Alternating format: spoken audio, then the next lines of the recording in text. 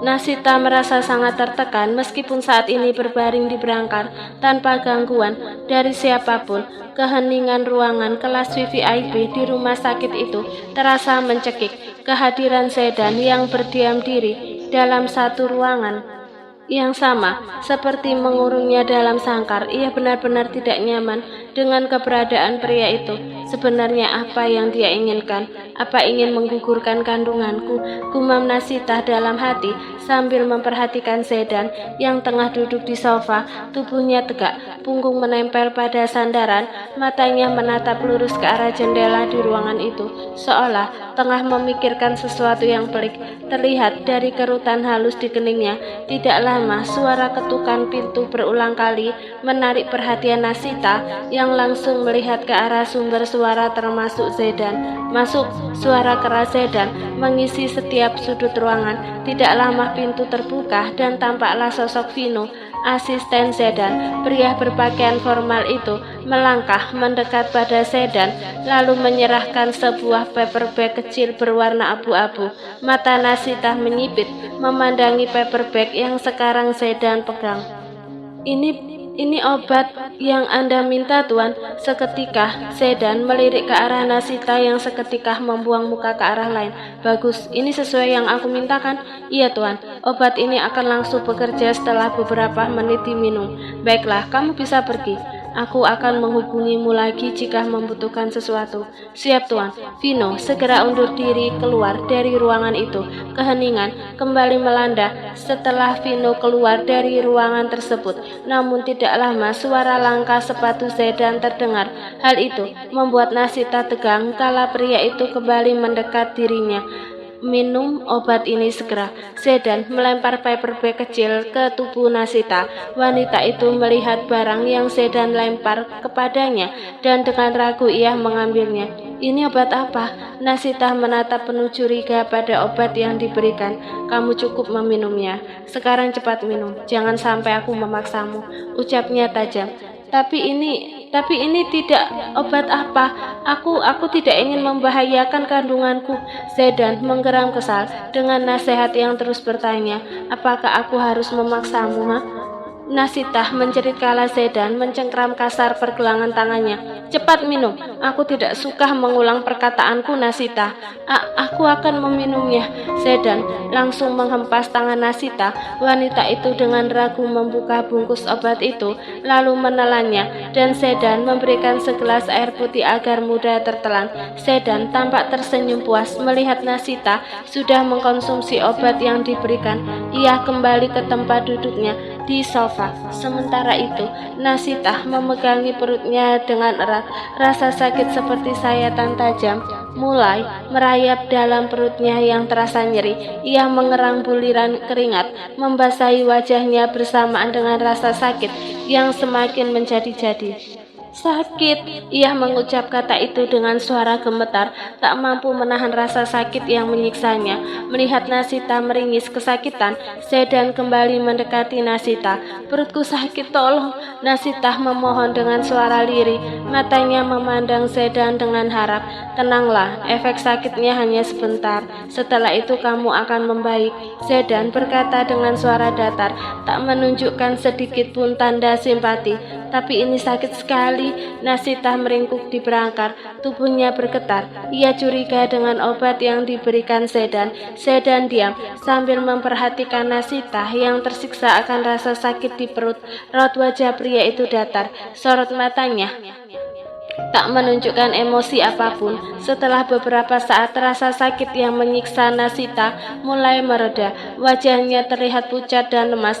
Nafasnya masih tersengal-sengal. Tubuhnya basah bermandikan keringat. Untuk sekarang kamu tetap di rumah sakit sampai keadaanmu membaik. Sedan kembali membuka suara saat melihat Nasita mulai tenang. Tapi saya harus tetap bekerja. Kamu tenang saja. Vino akan mengatur izin cutimu beberapa hari di perusahaan. Jika kamu ingin tetap bekerja, aku tidak akan melarang. Karena kamu mati sekalipun tidak akan merugikanku. Nasita terhenyak. mendengar kata-kata menusuk bagai belati dari mulut atasannya tersebut. Tanpa bisa ditepis, hatinya terluka mendengar itu. Bukan hanya Narendra yang tidak memperdulikannya, bahkan orang lain sekalipun tak bersimpati padanya, karena pada akhirnya Nasita hanya bisa memeluk dirinya sendiri yang sekarang tidak memiliki siapapun. Ia hanya wanita yatim piatu dan kehidupannya semakin menyedihkan setelah diceraikan suaminya.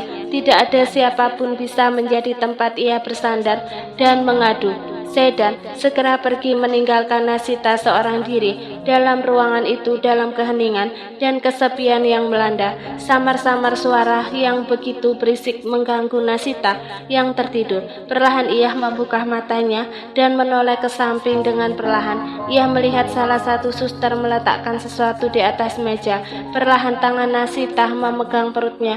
Tengah malam ia kembali merasakan nyeri di perutnya dan sesaat kemudian rasa sakit itu kembali hilang. Ternyata Anda sudah bangun, ucap suster kala menyadari Nasita sudah terjaga. Itu apa, Sus? Dengan suara yang lemas, Nasita bertanya sambil melirik ke arah meja. Oh, ini sarapan pagi. Untuk Anda, hari ini menu makanannya bubur dan sup ikan. Nasita mengangguk samar mendengar jawaban suster itu, namun seketika teringat dengan obat yang Sedan berikan. Dengan sedikit kesusahan, ia menjangkau obat tersebut yang terletak di atas meja. Suster, kalau boleh tahu ini obat apa ya? Nasita memperlihatkan bungkus obat itu pada suster. Mata suster itu menyipit memandangi barang yang Nasita perlihatkan. Kalau tidak salah ini obat penguat kandungan. Biasanya kandungan yang lemah akan mengkonsumsi obat ini. Alis Nasita mengerut. Benarkah?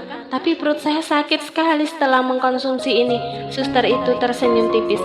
Efek sampingnya memang seperti itu, nyeri perut, pusing, dan mual-mual. Tapi itu tergantung setiap orang yang mengkonsumsinya. Terkadang ada yang tidak merasakan efek apapun, tapi biasanya kalau sudah mengkonsumsi obat itu, sudah ada gejala keguguran dini. Jadi harus diperkuat dengan obat ini. Nasita terdiam mendengar penjelasan suster itu. Jadi Sedan tidak menggugurkan kandungannya. Tapi kenapa pria itu memberikannya obat itu? Padahal dari sikapnya, Sedan terlihat tidak senang ia hamil. Apakah pria itu merencanakan sesuatu? Segala pertanyaan memenuhi kepala Nasita, mendesak untuk mendapatkan jawaban. Ia merasakan kebingungan yang mendalam dengan sikap pria itu yang sulit ditebak. 2 hari berlalu, kondisi Nasita sudah membaik dan ia bisa kembali bekerja. Meskipun saat ini ia harus berjuang melawan segala gejala kehamilan yang tiba-tiba saja datang. Nasita, Sinta berlari mengejar Nasita, lalu menghentikan langkahnya di samping temannya tersebut. Sementara itu kening Nasita mengernyit melihat Sinta tersengal-sengal nafasnya. Kamu menghilang kemana, Nasita? Aku mencarimu di rumah kontrakan tidak ada, ucap Sinta dengan nafas tersendat-sendat. Maaf ya, aku ada urusan mendadak. Urusan apa? Kenapa tidak memberitahuku sebelumnya? Setidaknya aku tidak khawatir seperti ini. Aku hanya takut kamu kena SP dari bos bila tidak masuk bekerja beberapa hari. Nasita terdiam sejenak. Aku tidak bisa memberitahu urusanku karena ini pribadi. Yang jelas semuanya sudah selesai. Baiklah kalau begitu. Tapi kalau ada apa-apa langsung bilang saja padaku. Aku selalu siap menolongmu. Nasita tersenyum dengan perhatian Sinta. Ia merasa beruntung memiliki tempat sepertinya. Ayo kita masuk, ucap Sinta kemudian. Sinta dan Nasita berjalan beriringan memasuki gedung perusahaan. Sebagian karyawan sudah duduk di kursi mereka masing-masing dan siap mengerjakan pekerjaan mereka. Nasita duduk di kursi miliknya, sedangkan Sinta ke ruang kerja sebelah. Karena Sinta bekerja sebagai divisi pemasaran, Nasita mengeluarkan barang-barangnya dalam tas, termasuk bekal makanan yang ia bawa dari rumah. Karena belum gajian pertama, ia harus berhemat sampai akhir bulan. Kemarin kenapa tidak masuk bekerja? Mawar senior dari perusahaan ini datang datang menghampiri Nasita. Kemarin aku ada urusan pribadi, jadi tidak bisa masuk bekerja. Oke, ini kamu kerjakan pekerjaanku. Mawar meletakkan beberapa lembar dokumen di atas meja Nasifah. Maaf kak, ini bukan tugasku, jadi aku tidak wajib mengerjakannya. Seharusnya kakak bisa bertanggung jawab dengan pekerjaan yang bos berikan pada kakak, bukan melemparkannya ke orang lain untuk dikerjakan, ucap Nasita dengan tegas. Mawar yang mendengar itu seketika marah. Oh, berani dengan senior ya? Baru beberapa hari bekerja di perusahaan ini, sudah mulai bertingkah, semburnya penuh kemarahan. Bukannya bertingkah, aku hanya mengingatkan untuk bertanggung jawab atas pekerjaan yang diberikan. Mawar mendengus kasar dan wajahnya seketika memerah. Sementara itu para karyawan yang berada dalam ruangan tersebut mulai memperhatikan perdebatan keduanya. Mawar, kamu kembali ke kursimu, jangan buat keributan di sini, tegur salah satu karyawan di ruangan itu. Mawar menghentakkan kakinya penuh kekesalan, lalu kembali ke tempat duduknya. Ada apa tiba-tiba masuk ke ruangan ini? Tanya Zaidan setelah merapikan. Begini tuan, adik tiri Anda hari ini akan ke perusahaan ini. Apakah saya harus mengutus seseorang untuk membimbingnya dan memberitahu apa saja tugasnya sebagai manajer? Tidak perlu, aku rasa dia sudah paham dengan pekerjaan itu, jadi tidak perlu dibimbing ataupun dijelaskan. Baiklah kalau begitu tuan, saya izin pamit undur diri. Vino segera keluar dari ruangan tersebut. Senyuman penuh kesombongan terpancar di bibir Narendra kala sudah sampai di depan lobi perusahaan. Ia melangkah lebar memasuki perusahaan besar itu dengan penuh percaya diri, tanpa memperdulikan tatapan para karyawan yang berpapasan dengannya. Tatapan mereka tampak penasaran melihat sosok Narendra yang baru kali ini terlihat di perusahaan. Kening Narendra mengernyit dan langkahnya terhenti kala melihat seseorang yang ia kenali di lorong perusahaan. Wanita itu tampak tengah mengobrol dengan karyawan lain, namun posisinya yang berdiri membelakangi membuat Narendra tidak bisa melihat wajahnya, tapi yang jelas postur tubuhnya sangat familiar. Bapak Narendra, panggilan Vino yang tiba-tiba muncul di samping Narendra membuat pria itu menoleh. Kamu siapa? Narendra menatap Vino dengan kening mengernyit. Saya asisten Tuan Zaidan. Mari saya antar ke ruangan Tuan Zaidan. Beliau sudah menunggu Anda. Oh begitu, baiklah. Narendra lebih dulu melangkah meninggalkan Vino seolah mengetahui ruangan dari pimpinan dari perusahaan tersebut. Sementara itu Vino segera menyusul adik tiri dari bosnya tersebut. Mata Narendra melebar, memandang penuh kekaguman melihat ruang megah milik Zaidan. Tatapannya beralih pada kursi yang menjadi tempat Zaidan menghabiskan waktu bekerja di sana. Besar sekali ruangan ini, semuanya lengkap di sini. Gumam Narendra berdecak kagum. Mari duduk Pak Narendra, ucap Vino sambil mengarahkan tangannya pada sofa.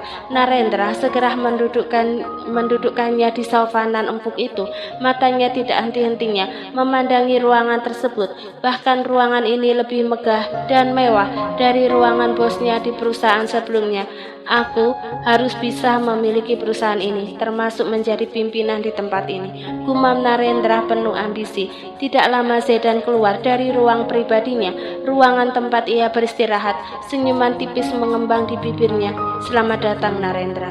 Sapaan Zaidan sontak membuat Narendra menatap ke arah kakak tirinya yang berjalan menghampirinya. Narendra bangkit dari sofa dan mengulurkan tangannya pada Zaidan yang segera menyambutnya. Senang kamu bergabung di perusahaan ini, ucap Zaidan. Aku juga senang bisa menjadi bagian dari perusahaan besar dan terkenal di kota ini. Narendra tersenyum lebar. Silahkan duduk kembali. Narendra kembali duduk. Zaidan duduk di single sofa, lalu mengeluarkan sekotak rokok dari saku kemejanya. Pria itu tanpa sungkan menyalakan sebatang rokok di depan Narendra. Aku sudah menyiapkan posisi untukmu di perusahaan ini, ucap Zaidan, lalu mengembuskan asap rokok.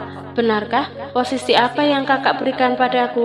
Narendra tampak tidak sabaran. Sebagai asisten manajer di perusahaan ini. Apa? Asisten manajer? Raut wajah Narendra tampak tak percaya. Apa ada masalah jika posisimu hanya asisten manajer? Sedan menusuk pada Narendra yang tampak tak menerima. Maksudku, apakah tidak ada posisi yang lebih tinggi lagi? Misalnya menjadi manajer? Sedan mendecakkan lidahnya. Sebelum aku meletakkanmu di posisi itu, aku melihat potensi.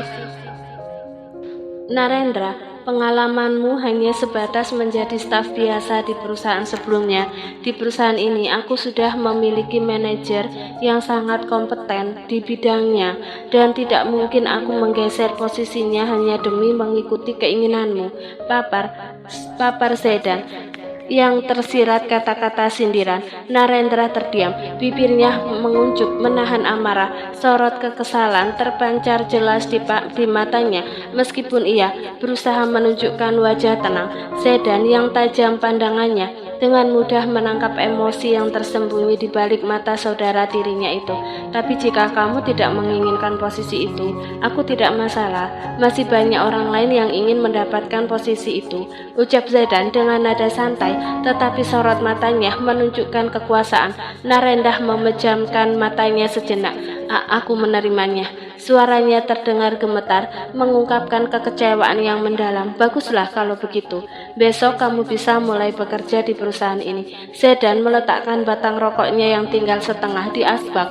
Gerakannya menunjukkan sikap acuh tak acuh. Narendra kira ia akan mendapatkan posisi spesial di perusahaan ini karena merupakan anak sambung dari Lukas.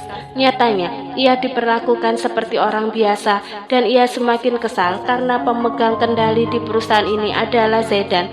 Terlihat pria itu mengambil alih perusahaan dan mengendalikan sesukanya. Narendra merasakan bahwa ia hanya sebuah pion dalam permainan Sedan. Apa kamu ingin minum sesuatu? Tawar Sedan. Setelah mereka mengobrol setengah jalan, Narendra menggeleng. Tidak perlu, Kak. Aku datang ke sini hanya untuk membahas itu saja. Jadi besok aku langsung bekerja. Sedan mengangguk. Iya, usahakan tepat waktu datang ke perusahaan ini. Meskipun kamu adik tiriku, kedisiplinan adalah hal yang penting. Baik, Kak, kalau begitu aku pergi. Narendra bangkit dari tempat duduknya, lalu segera keluar dari ruangan itu, membawa gejolak kekecewaan dalam dada. Senyuman seringnya terbingkai di wajah Sedan. Bukankah dia sebelumnya ingin Anda meletakkan di posisi sebagai manajer, Tuan? Dengan ragu Vino menanyakan hal itu. Memang, tapi melihat potensi dan pengalamannya yang tidak memadai, aku tidak bisa meletakkan dia di posisi itu. Sedan bangkit dari sofa lalu melangkah menuju ke kaca besar dalam ruangan itu yang menampilkan kepadatan ibu kota. Wajahnya tampak dingin dan datar. Aku tidak akan menggeser posisi manajer yang kompeten di perusahaan ini hanya untuk mengikuti keinginan anak itu. Meskipun dia saudara tiriku, tetap ada batasan yang tidak boleh dijangkau olehnya. Vino mengangguk, mengerti dengan penjelasan atasannya. Ia memahami bahwa Sedan dikenal sebagai sosok yang ambisius dan tak kenal ampun dalam mencapai tujuannya. Keputusan Sedan kali ini menunjukkan betapa pentingnya kinerja dan kompetensi baginya tanpa memandang hubungan keluarga. Narendra melangkah lebar di lorong perusahaan dengan raut wajah yang memancarkan kekesalan. Padahal papa tirinya mengatakan ia diletakkan di posisi manajer di perusahaan ini, tapi malah menjadi asisten manajer. Sangat mengesalkan sekali, apalagi melihat saudara tirinya terlihat sangat berkuasa sekali di perusahaan ini. Meskipun dia anak kandung dari Lukas, aku tetap berhak mendapatkan bagian dari perusahaan ini, gerutu Narendra sambil terus melangkahkan kakinya. Namun langkah pria itu terhenti kala melihat seseorang yang ia kenali. Nasita? Kenapa dia ada di sini? Kening Narendra mengerut penutannya. Ia segera menyembunyikan dirinya di bagian sekat tembok kala Nasita berjalan ke arahnya, dan sepertinya wanita itu tidak mengetahui ia ada di sini. Saat Nasita berjalan seorang diri di lorong dengan membawa berkas, tiba-tiba saja sebelah tangannya ditarik sangat kasar. Bersamaan itu, kertas berkas yang dipegang jatuh berhamburan di lantai. Nasita yang terkejut tentu terpekik, namun pekikan wanita itu seketika lenyap kala melihat pria di hadapannya sekarang dan beralih melihat tangannya yang dicengkram begitu kasar. Mas Narendra, suara Nasita bergetar. Kenapa kamu bisa ada di perusahaan ini? Narendra langsung menyemburkan pertanyaan pada wanita itu. Baru saja Nasita hendak membuka suara, dengan cepat Narendra menyelanya. Tangannya langsung meraih tangan pengenal yang melingkar di leher Nasita. Jadi kamu bekerja di perusahaan ini? Sangat tidak terduga. Narendra benar-benar tidak menyangka. Nasita langsung menghempaskan tangan Narendra yang melingkar di pergelangannya, membuat pria itu sedikit terkejut. Tanpa ingin bicara apapun, Nasita segera memunguti kertas-kertas yang berserakan di lantai. Tapi saat akan mengambil selembar kertas di dekat Narendra, dengan cepat pria itu menginjaknya. Nasita mendongak, menatap mantan suaminya. Apa kamu semenderita itu bercerai dariku, sampai badanmu kurus seperti ini? Narendra memandangi remeh, apalagi wajah Nasita terlihat pucat, sangat tidak enak dipandang. Nasita bangkit dan mensejajarkan dirinya, berdiri di hadapan mantan suaminya. Aku rasa kita tidak perlu membahas hal yang lalu, dan apa yang Mas pikirkan salah. Aku baik-baik saja setelah kita bercerai. Uya berucap setenang mungkin. Benarkah? Bukankah dulu kamu ingin sekali kita kembali? Ucap Narendra dengan suara mengejek. Mas, aku mohon jangan membahas itu. Itu masa lalu yang tidak perlu diingat. Kalau begitu aku permisi. Baru hendak pergi, Narendra kembali menarik lengan Nasita. Namun wanita itu memberontak. Mas, lepas! Ia mendorong Narendra yang terus menariknya mendekat. Mulai sombong ternyata, seolah kamu tidak pernah. Narendra berkata dengan nada mengejek, kemudian dengan cepat mendorong Nasita yang kehilangan keseimbangan. Tubuhnya terhuyung dan jatuh. Nasita memejamkan matanya, menunggu benturan yang akan menghantamnya. Namun tiba-tiba ia merasakan sepasang tangan hangat melingkar di tubuhnya, menghentikannya jatuh. Perlahan ia membuka matanya, dan seketika pupil matanya membesar kala melihat dirinya kini dalam dekapan Sedan. Sedan menatap Narendra dengan tatapan tajam. Kasar sekali, suaranya dingin dan mengancam. Narendra terkejut oleh tindakan Sedan. Ia tidak menyangka bahwa saudara tirinya akan muncul secara tiba-tiba. Nasita segera melepaskan lingkaran tangan sang atasan di tubuhnya. Terima kasih, Pak. Nasita menunduk hormat pada Sedan tanpa berani menatap wajah pria itu. Ia melirik Narendra yang terlihat menegang dan cemas. Saya ingin pergi dari sini, Pak. Tanpa menunggu balasan Sedan, Nasita buru-buru pergi meninggalkan tempat itu. Dan kini tinggallah dua pria dewasa yang saling memandang. Apa kamu memiliki hubungan dengannya? Sedan melirik sekilas pada Nasita yang mulai menjauh dari mereka. Narendra diam 1000 kata.